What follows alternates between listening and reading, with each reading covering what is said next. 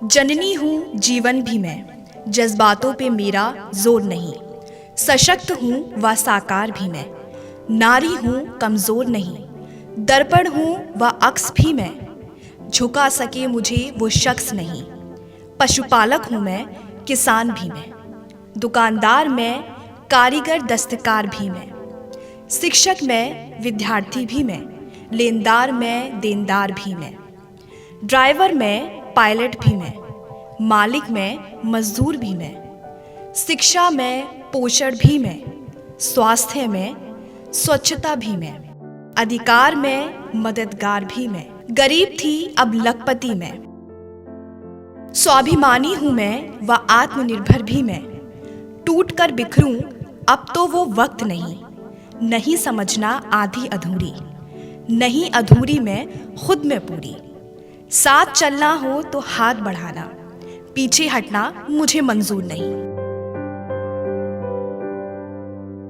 मैं नागेश्वरी दीदी को लखपति बनने की उनकी समृद्ध यात्रा को साझा करने के लिए आमंत्रित कर रही हूँ। दीदी सभी को नमस्कार। मैं नागेश्वरी वर्मा, ग्राम कठिया, ब्लॉक आरंग, जिला रायपुर, राज्य छत्तीसगढ़ से हूँ। समूह से जुड़ने से पहले मैं एक गृहिणी का कार्य करती थी और काम करते वक्त तो मुझे मन में मतलब वो हो जाता था कि मैं भी अपने घर में अपने पति का सहयोग करूं, कुछ जैसे खर्चा वर्चा है उसमें सहयोग करूं, ऐसे करके। तो मैं एक दिन मुझे पता चला कि राष्ट्रीय ग्रामीण आजीविका मिशन के तहत महिलाओं को काम दिया जाता है, ऐसे करके। तो मैं इसमें 10 दीदी को जोड़कर अपना एक समूह बनाई, जिस समूह का नाम जय माँ शीतला स्वयं सहायता समूह है। उस पर मुझे पशु सखी का कार्य मिला। फिर मैं पशु सखी का ट्रेनिंग लेने गई, जिसमें मुझे पता चला कि नरेगा योजना के तहत केंद्र सरकार द्वारा 45,000 का अनुदान राशि दिया जाता है करके। तो मैंने उसके लिए प्रस्ताव भी डाला, तो मेरा प्रस्ताव पास भी हो गया। उसके बाद मैंने एक मुर्गी शेड निर्माण करवाया, उसमें 200 नग मुर्गी पालन करती थी। उससे मेरी महीने की इनकम 7,000 तक का होता था। उसके बाद मैंने उसी मुर्गी के इनकम और अपने क्लस्टर लेवल से CIF 60,000 लेकर फिर एक मुर्गी फार्म खोली, जिसमें मैं अभी 500 मुर्गी पालन करती हूँ, जिसमें मेरी मंथली आय 15,000 हो जाता है। उसके बाद अभी हम लोग और सोच रहे हैं कि जो इनकम और हो गया है उससे 1,000 मुर्गी पालन करेंगे करके, और उसका हम लोग बनाने का शुरुआत भी कर चुके हैं। और साथ ही साथ मैं अन्य कार्य भी करती हूँ, जैसे मशरूम है और किराना स्टोर है और सब्जी बाड़ी और इत्यादि कार्य और करती हूँ। और साथ ही साथ मैं क्रेडर का भी कार्य करती हूँ। इसके लिए मैं केंद्र सरकार और राज्य सरकार को बहुत बहुत धन्यवाद देती हूँ, और अपने राष्ट्रीय ग्रामीण आजीविका मिशन को भी बहुत बहुत धन्यवाद देती हूँ। खेत से परंपरागत पद्धति में आमूल परिवर्तन लाने वाली प्रगतिशील किसान एवं कृषि सखी लखपति ललिता देवी को अब मैं आमंत्रित कर रही हूँ। आप बिहार राज्य से हैं, आप अपने अनुभव साझा करें दीदी। यहाँ उपस्थित सभी को मेरा प्रणाम। मेरा नाम ललिता देवी है और मैं वैशाली जिले के बिहार की रहने वाली हूँ। मैं जीविका में 2014 में जुड़ी थी, तब उसके पहले मैं एक गृहिणी थी। मेरा ये लक्ष्य था कि हम अपने गांव में कुछ ऐसा करें कि और के बजाय मेरा नाम हो। वो तो जगह मिल ही नहीं रहा था, तो उसमें एक जीविका ये समूह में हम सचिव के पद पे सेलेक्ट हुए, और उसके बाद मुझे 2016 में VO में VRP के रूप में चयनित किया गया, और मैं उसमें अपना खेती जो है वो विशेष उसका प्रशिक्षण लेके अपना शुरू की थी खेती, जिसमें मैं सबसे पहले बैगन की खेती की थी समूह से 10,000 रुपये लोन लेने के बाद। और मेरा इतना अच्छा वो खेती हुआ, जिससे देख के काफ़ी महिला प्रभावित हुई, और मुझे और भी लोन के रूप में पैसे मिले। और मैं फिर इसके लिए मैं रूट सेट संस्था में जाकर 30 दिनों का प्रशिक्षण ली, और उसमें मैं मशरूम का प्रशिक्षण लेके आई, ओएस्टर मशरूम, जो कि हर एक दीदी अपने घर में बना सकती है। उसके लिए कोई कोल्ड स्टोरेज की ज़रूरी नहीं है। वो घर में हम लोग अक्टूबर से शुरू करते थे और मार्च तक इसको अपने घर में बनाते थे। इसमें काफ़ी बेनिफिट तो नहीं हुआ, लेकिन हम लोग अपना मनोबल कभी तोड़े नहीं। 2019 में एई के प्रशिक्षण के लिए हैदराबाद में गई और वहाँ पे मुझे प्रशिक्षण मिला। खेतीबाड़ी का भी उसमें था, नर्सरी का था। मैं वहाँ से आने के बाद 2020 में जल जीवन हरियाली के तहत वन विभाग के द्वारा मुझे 20,000 पौधे लगाने का लक्ष्य मिला, जिसमें मैं 20,000 पौधे वन विभाग को 6 महीने के अंदर में वेंडर के रूप में दी। उससे काफ़ी बेनिफिट हुआ। 1.5 लाख मेरा उसमें इनकम हुआ। टोटल 1,88,000 के रुपया मिले थे, जिसमें अपना मजदूरी प्लस कुछ दीदियों के रख के मैं कार्य की थी। इसलिए उसमें मुझे 1.5 लाख रुपये का आमदनी हुआ, जिससे मैं अपने घर की मरम्मत करवाई और गांव में एक सशक्त महिला बनी। और मुझे अपने CLF में ACW स्किल्ड एक्सटेंशन वर्कर के रूप में कार्य दिया गया है। और मैं अपने CLF में कुल 30 VO में स्किल्ड एक्सटेंशन वर्कर के रूप में कार्य करती हूँ। और मैं वहाँ लगभग 2,000 किसान हैं जो मेरे साथ कार्य कर रहे हैं। उसमें से हमारी 1,500 दीदी हैं जो अभी लखपति बन चुकी हैं। 1,800 दीदी हैं जो अभी हमारे साथ नए तरीके के खेती जैसे जीरो टीलेज आलू, SWI, SRI ऐसे सीजन वाइज वो नए नए खेती करती है और उनको उसका काफ़ी अच्छा लाभ मिल पाता है, मुनाफा होता है उनको। क्योंकि परंपरागत तरीके से पहले जो दीदी खेती करती थी उनमें उनका उपज थोड़ा सा कम होता था, जैसे 60 से 70 kg होता था। और जो अभी नए तरीके के खेती करती है, बीज के उपचार करती हैं, उसको सिंचित दूरी पे लगाती है, तो वो उनका फसल जो होता है बहुत अच्छा होता है। अभी तक मैं लगभग 1,500 दीदी को लखपति बनाई हूँ और मेरा ये लक्ष्य है कि मैं अपने प्रखंड में वो 4500 दीदी को लखपति बनाऊँ और अपना नाम और अपने दीदी का नाम अपने जिले ही नहीं राज्य बल्कि देश तक उनका नाम नामित करूं। माननीय मंत्री जी का सम्मान करेंगे लखपति तालियों से।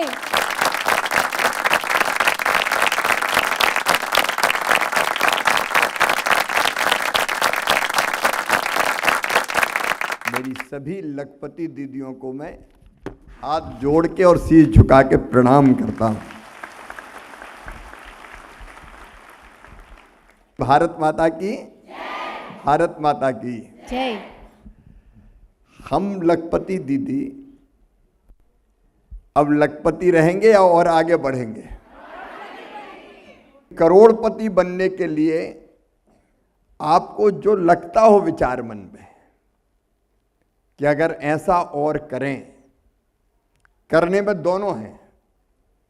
एक तरफ प्रधानमंत्री श्रीमान नरेंद्र मोदी जी के नेतृत्व में सरकार, ग्रामीण विकास विभाग आपके साथ हम खड़े हैं, पूरा डिपार्टमेंट।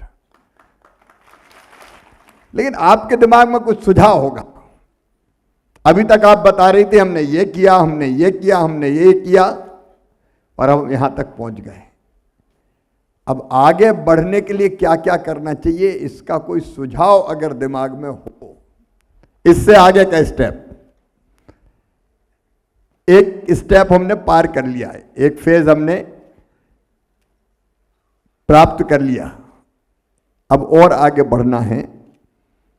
तो कोई सुझाव अगर दिमाग में आ रहा हो कि ये और किया जाए तो सचमुच में हम तेजी से आगे बढ़ जाएंगे। किसी भी दीदी के मन में अगर कोई सुझाव हो तो बेहिचक बताएं, ताकि आगे अपन वैसे कदम और उठा सकें। कोई भी दीदी बोल सकते हैं, बोलिए, माइक दे दें। सर जी नमस्ते। ये सुझाव नोट भी करना है सर जी नमस्ते, मैं महाराष्ट्र से हूँ, रूपाली गुडेकर मेरा नाम है और मैं प्रभाग संघ की व्यवस्थापक में काम करती हूँ जी। सर हम अब प्रोडक्ट बना रहे हैं, अपनी अपनी तरह से मार्केटिंग कर रहे हैं, लेकिन हम इधर जो आए हैं ना, पूरे देश में से इकट्ठा आ गए हैं। तो महाराष्ट्र की अलग प्रोडक्ट है, बाकी सब राष्ट्र जिलों का या देश अलग अलग प्रोडक्ट है। तो महाराष्ट्र में जो बनता है वो अदर स्टेट में नहीं बनता, और अदर स्टेट में जो बनता है वो हमारे इधर नहीं बनता। हमको अगर किसी और का, मध्य प्रदेश का किधर का प्रोडक्ट हमें चाहिए तो हमें क्या करना पड़ता है कि उधर जाना पड़ता है या ऑनलाइन भेजना पड़ता है। तो सबको एक ऑनलाइन प्लेटफॉर्म पर कर सकते हैं, या कि एक दो राज्यों में एक कॉन्ट्रैक्ट कर सकते हैं कि हमारा माल आपके इधर हम भेजेंगे, आपका माल हम हमारे इधर भेजेंगे। तो ये अच्छा हम लोग को आ सकता है। मैं महाराष्ट्र से हूँ, मैं सिंधुदुर्ग से हूँ, तो हमारे यहाँ काजू बहुत अच्छे से आता है, और आम, देवगढ़ हापुस आम बहुत अच्छे से आता है, बहुत मीठा आता है। लेकिन आपके पास आने तक, दिल्ली तक आने तक उसकी प्राइस बड़ी रहती है और आपको डुप्लीकेट भी मिलता है। तो हमारे जहाँ की जो महिलाएं हैं उनको एक सर्टिफिकेट दिया जाए, ये क्या है, एग्रीकल्चर फार्म बेस्ड का एक्टिविटी कर रहे हैं, तो हम आप और हम डायरेक्ट कांटेक्ट कर सकते हैं। वो बीच में जो एजेंट आते हैं ना, वो सबको नहीं मिलेगा, और हमारी दीदियों को तो फायदा होगा ही, और आप सबको भी अच्छा क्वालिटी और अच्छा कम कीमत में अच्छा प्रोडक्ट मिलेगा। और हमारी दीदियाँ कहाँ हम कम पड़ रहे हैं ना, हम ऑनलाइन प्लेटफॉर्म पे कम पड़ रहे हैं सर। अभी ज़माना आ गया सब ऑनलाइन का। अभी मेडिसिन ढूंढे तो भी ऑनलाइन पे ढूंढते हैं, अगर कोई डायपर भी ढूंढे तो भी ऑनलाइन पे बिल्कुल ढूंढते दीदी, हैं। बात समझ में आ गई। वैसे सिंधुदुर्ग से आती दीदी और हापुस नाम आम का नाम लिया तो मुंह में वैसे ही पानी आ रहा है। ठीक है सर जी। लेकिन बहुत बुनियादी बात कही है कि हम एक तो अलग अलग प्रदेशों में जो प्रोडक्ट बनते हैं वो ज़रूरत पड़े तो एक्सचेंज करने, ऑनलाइन की बात भी, प्लेटफॉर्म की बात आपने कही है। दूसरी बात ये कही है कि ट्रांसपोर्टेशन का खर्चा बहुत लग जाता है। अगर महाराष्ट्र का आम या और कोई उत्पाद आपका दिल्ली आना हो तो या तो बिचौलिया लाता है, तो बिचौलिया बीच में ज़्यादा पैसे कमा लेता है, उपभोक्ता को महंगा मिलता है, और हम जो बनाते हैं उनको कम कीमत मिलती है। अगर ऐसी कोई व्यवस्था हो जाए कि हमको भी थोड़ी ज़्यादा कीमत मिले और उपभोक्ता को भी ठीक से मिल जाए तो बेहतर होगा। यही सुझाव है ना दीदी? हाँ सर। तो ये नोट करें, जरूर इस पर विचार करेंगे आप लोग क्या कर सकते हैं। और धन्यवाद कोई सर जी। धन्यवाद दीदी, ताली बजाओ दीदी के लिए। मौलिक सुझाव, इसी में से तो चीजें निकलेंगी। अब और कौन दीदी बोलेंगी? बोलिए दीदी, अपना नाम बता दीजिए। नमस्कार सर, मैं गोवा से स्नेहा नाइक बात कर रही हूँ जी। आपसे पहले लाइव इंटरेक्शन में बात हुई थी, लेकिन अभी आपको मैं सामने से बात करती हूँ जी। बहुत अच्छा लगता है। गोवा से यहाँ आने का मौका मुझे मिल गया। सिर्फ और सिर्फ मैं एक सेल्फ हेल्प ग्रुप में जुड़ी रही इसलिए, और NRLM के कॉन्सेप्ट के अंडर मेरा ग्रुप रजिस्टर हुआ। मुझे बहुत गर्व होता है, और आज एक सुझाव देना चाहती हूँ कि हर एक स्टेट का अपना एक फैब्रिक होता है। जैसे मेरे गोवा का कुंबी हैंडलूम, ये जो फैब्रिक है उसको अगर GI टैग मिले तो उसकी असलियत कोई मुझे नहीं पूछेगा क्या ये असली है या। तो जैसे हर एक स्टेट का अपना फैब्रिक होता है, वैसे ही हमारे यहाँ मनोहर इंटरनेशनल एयरपोर्ट है। अगर वहाँ पे हर एक स्टेट का अपना अपना फैब्रिक, उसके साथ मेरे गोवा का भी फैब्रिक हो जाए, और इकट्ठा वहाँ पे अगर सेल्फ हेल्प ग्रुप के हर एक महिलाओं का एक स्टॉल रहेगा तो हमें भी आसानी से ग्लोबली हमारी कुंभी लेने का मौका मिलेगा। जय श्री राम सर। जय श्री राम। मैं माया बहुगुणा लमगड़ा ब्लॉक डिस्ट्रिक्ट अल्मोड़ा से हूँ। सर कोरोना में सब जानते हैं कि सब खत्म हो गया था, तब मैं SHG से जुड़ी थी, तब हमने एक आंवले का प्रोडक्ट बनाया था। तो सर उस समय पे आंवले का आप सब जानते हैं कि आंवला के इम्यूनिटी बूस्टर है, तो हमने उसके लड्डू बनाए थे और जगह जगह भेजे थे और उन लोगों को बहुत फ़ायदा हुआ था। तो सर मैं ये चाहती हूँ कि जैसे अभी हम ऑनलाइन मार्केटिंग करते हैं ऐसे फेसबुक के थ्रू और जगह जगह जाते हैं, तो मैं ये चाहती हूँ सर जैसे फ्लिपकार्ट है या अमेज़ोन है, इस तरह का कोई पोर्टल NRLM के लिए भी बनाया जाए जिसमें समूह की सभी महिलाएं अपना सामान वहाँ पे दे सकें और जिससे उनको एक प्लेटफॉर्म मिल सके और उनको कहीं इधर उधर ना जाना सके। सभी को राधे राधे। मैं मध्य प्रदेश रायसेन ज़िले से हूँ, ब्लॉक ओबेदुल्लागंज से हूँ सर जी। भैया जी मेरा एक सपना है हमारे यहाँ की सभी दीदियों का कि लखपति तो हम बन चुके हैं लेकिन हमें करोड़पति बनना है, तो हम सभी दीदी चाहते हैं कि हम एक पेट्रोल पंप खुलवाएं। सर जी लखपति से करोड़पति तो बनना पड़ेगा और सभी दीदियों को उसमें रोजगार भी मिलेगा सर। ठीक है, दीदी का सुझाव है कि पेट्रोल पंप जैसे काम भी किए जा सकते हैं। सर हमारा पेट्रोल पंप जरूर खुलवाना। सर हमने इसके नहीं, असंभव नहीं है। दीदियां मिलके इस तरह के काम में भी आगे आ सकती है। देखो अब एक फेज था, ये बड़ी बनाएंगे, पापड़ बनाएंगे, अचार बनाएंगे, खिलौने बनाएंगे, बाकी अब इससे आगे अब हम बड़े कारखाने लगाएंगे, फैक्ट्री लगाएंगे, बड़ा बिजनेस करेंगे, व्यवसाय करेंगे और आगे बढ़ेंगे, उसी दिशा में आगे बढ़ना। भैया जी छोटे छोटे तो गतिविधि कार्य बहुत करते हैं लेकिन अब हम एक बड़ा कार्य करना चाहते हैं। ठीक है, बिल्कुल बड़ा काम करना है, नहीं रहना है मजबूर। महिलाओं की आंखों में पानी नहीं रहेगा, आंसू नहीं रहेंगे, वो मजबूर नहीं रहेंगी, वो मजबूती से आगे बढ़ के हिंदुस्तान बदल के दिखाएंगी और अपनी जिंदगी भी बदल। हमको बनाना है अब गरीबी मुक्त गांव, गरीबी मुक्त भारत, जहाँ कोई बहन गरीब नहीं रहेगी, हर एक के पास आजीविका होगी, काम होगा, धंधा होगा, आजीविका मिशन के माध्यम से। और इंडिविजुअल भी अगर कोई अकेली आगे बढ़ना चाहे तो वो भी आगे बढ़ेगी, और आगे बढ़ने की राह बनाने में हमारा विभाग और हम लगातार उसके पीछे खड़े रहेंगे, उसके साथ खड़े रहेंगे। और मतलब मेरे मन में ये बात बहुत दिनों से चल रही है। मैं अपने विभाग से भी कह रहा हूं कि अब गांव बनाना है गरीबी मुक्त गांव, कोई बहन गरीब ना रहे, और बहन गरीब नहीं रही तो गांव गरीब नहीं रहेगा, क्योंकि जिस बहन में जिस परिवार में वो बहन है उस परिवार की आमदनी बढ़ जाएगी। हमारी ऐसी बहनें भी बैठी है कि जिनकी प्रेरणा लेके उनके पतिदेव ने भी कई काम करना शुरू कर दिए और मिलकर परिवार को आगे बढ़ा दिया। तो दिल्ली में मैं एक बार फिर आपका स्वागत करता हूं।